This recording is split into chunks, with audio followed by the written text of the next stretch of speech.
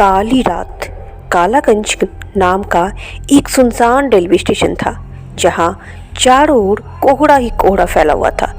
एक आदमी जो काले रंग के कपड़े पहने हाथ में लालटेन लेके प्लेटफॉर्म पे खड़ा था। एक ट्रेन आकर रुक जाती है।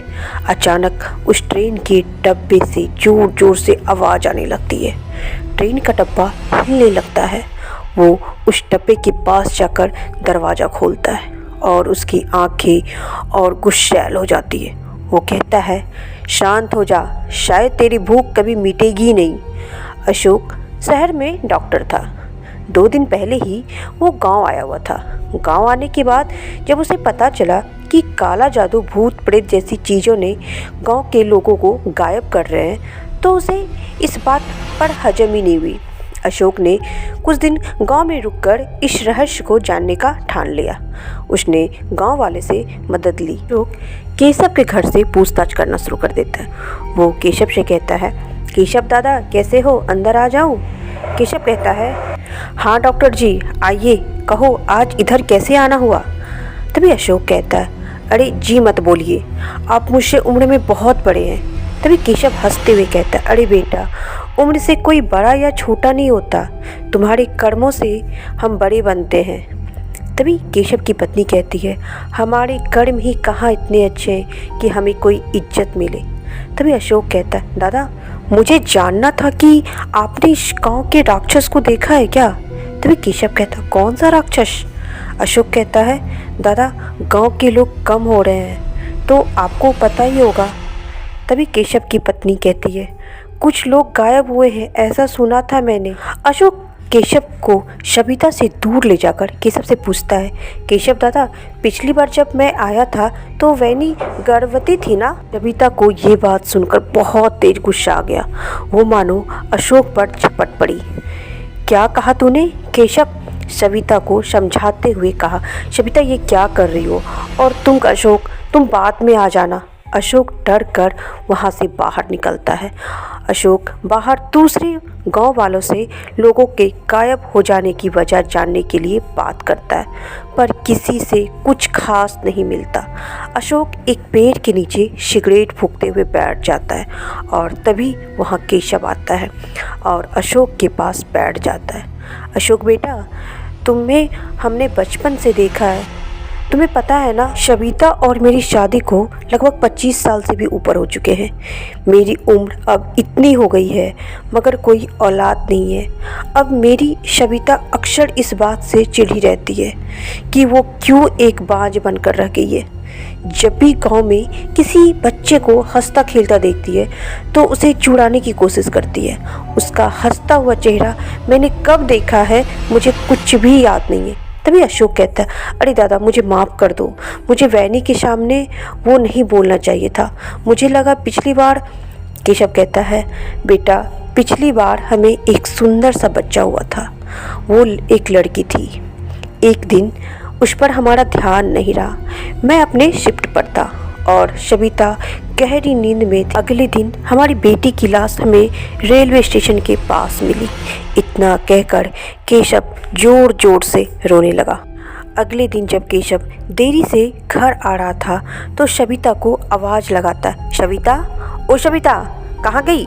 सविता तभी अचानक से सामने आ जाती है और बोलती है, क्या हुआ, इतना क्यों चिल्ला रहे हो? तभी केशव कहता है, तुम कहाँ चली गई थी, कब से आवाज़ लगा रहा हूँ? तभी सविता कहती, अरे बाबा मेरे मैके से कुछ लोग आए हुए थे, उन्हें ही छोड़ने गई थी, उनके साथ छोटे बच्चे भी थे।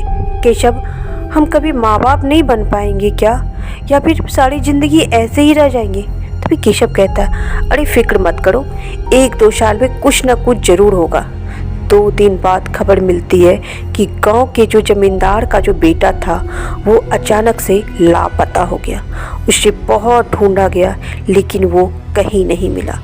गांव वालों के लिए अब तो आफत सी मच गई थी, क्योंकि एक लापरवाही का बस इंतजार था और फिर कोई भी गायब हो सकता था।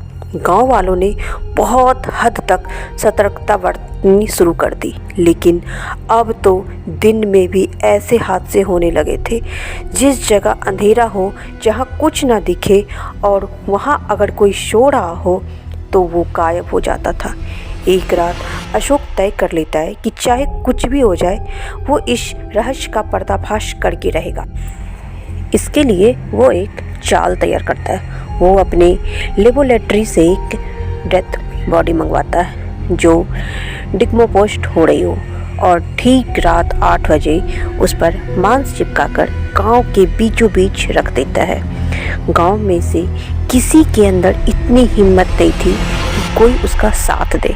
बस इसीलिए वो अकेला ही इस प्लान को अंजाम देता है। वो चुपचाप पेड़ के पीछे अपना कैमरा ऑन करके छिपा देता है। 1 घंटा बीत जाता है पर कोई नहीं आता और वो लाश वैसे का वैसा ही पड़ा रहता है। 2-3 घंटे और बीत जाते हैं, अब भी कोई नहीं आता। अशोक कहता है, अरे कोई आएगा भी या नहीं, मुझे तो नींद आ रही है, शायद मुझे घर जाना चाहिए। वो वापस चलने का डिसाइड करता है। तभी अचानक से एक आदमी शॉल ओढ़े एक बड़ा सा बोरा लिए वहाँ जल्दी जल्दी कदमों के साथ आता है और उस लाश को अपने बोरे में रखकर घसीटते हुए ले जाने लगता है। अशोक उसका पीछा करना शुरू कर देता है और कुछ दूरी तक तो वो दिखाई देता है, लेकिन तभी अचानक से वो आदमी एकदम से कहीं गायब हो जाता है। अशोक अब उस रेलवे स्टेशन पर पहुंच चुका था जहां से लोग गांव से बाहर जाते थे या फिर अंदर आते थे। इसी के बारे में गांव वाले कहते हैं कि जो शख्स शाम ढलने के बाद यहाँ आता, यहाँ से बाहर नहीं जाता, वो कहीं गायब हो जाता है। तभी अशोक को कोई ट्रेन आती दिखाई पड़ती है। ठीक प्लेटफॉर्म के एकदम किनारे एक आदमी था जो लालटेन लिए ट्रेन को लाइट दिखा रहा था।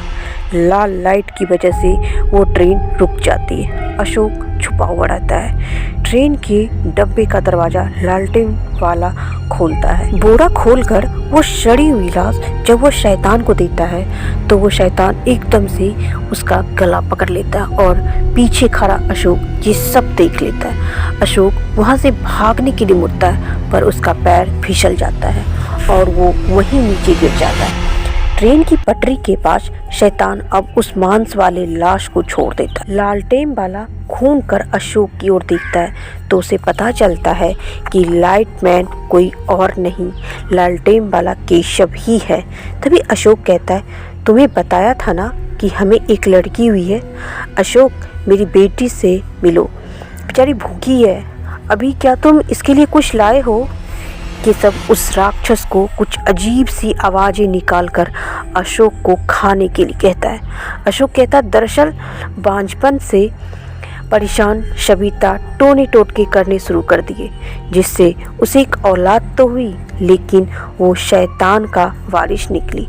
हमें एक बच्ची के रूप में शैतान मिला जो दिन में तो एक नॉर्मल बच्ची के रूप में रहती है, लेकिन शाम ढलने के साथ साथ वो एक शैतान में बदलने लग जाती है और उसकी भूख इतनी भयानक होती है कि उसे सिर्फ और सिर्फ इंसान का मांस शांत कर सकता है। किशोर और उसकी पत्नी सविता अशोक को उस शैतान के हवाले कर देती है और इसके बाद जल्द ही गांव श्मशान बन जाता है और कहानी इसी तरह आज भी बरकरार है। तो दोस्तों, हमारी ये कहानी आपको कैसी लगी प्लीज़ हमें कमेंट्स में बताएं और हमारे वीडियो को लाइक और सब्सक्राइब करना ना भूलें।